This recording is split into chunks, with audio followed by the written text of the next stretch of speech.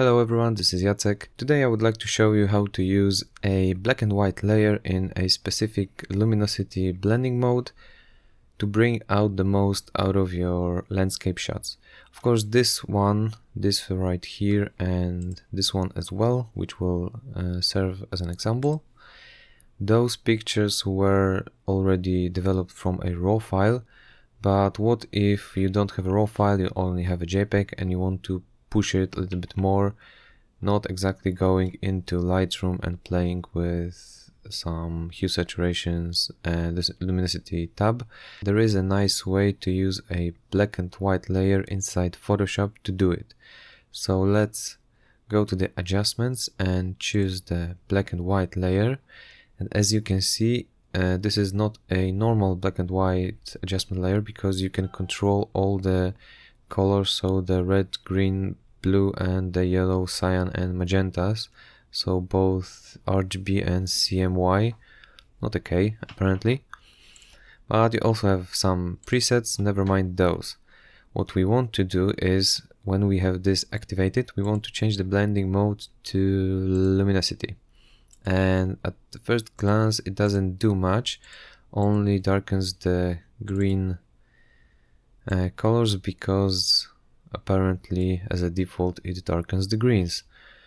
But as you saw just a second ago, if you activate, double click the half black and white circle, so the activation icon, the adjustment icon, you bring out the properties panel, and in the properties panel you have all those colors again.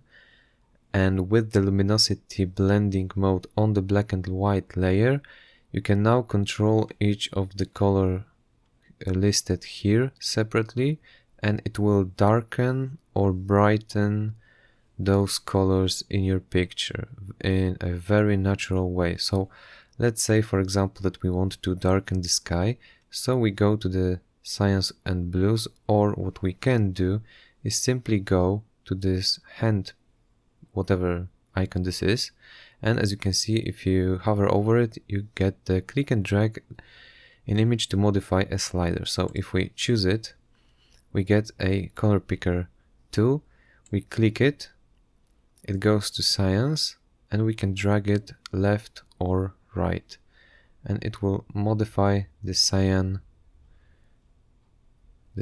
color. And as you can see, we can go very dark with the cyans and also with the blues. Of course, we need to make sure we don't exaggerate and make it apocalyptic looking, although we could if we wanted to, but let's push just for fun. Yeah, that's scary. But what we can do to achieve a natural look, we can just darken the cyans and the blues a little bit, and you can see that if we go before and after, we bring out a lot of detail in the sky. And of course we can play with the green and yellow for the trees to also give it more highlights and contrast between the highlights and the shadows. So we brought out a really rich dynamic range just by using the black and white layer in luminosity blending mode and playing with the sliders. And of course you can add a vibrance layer, add some vibrance, and you get now more rich colors, because if you use saturation it tends to overdo all the colors.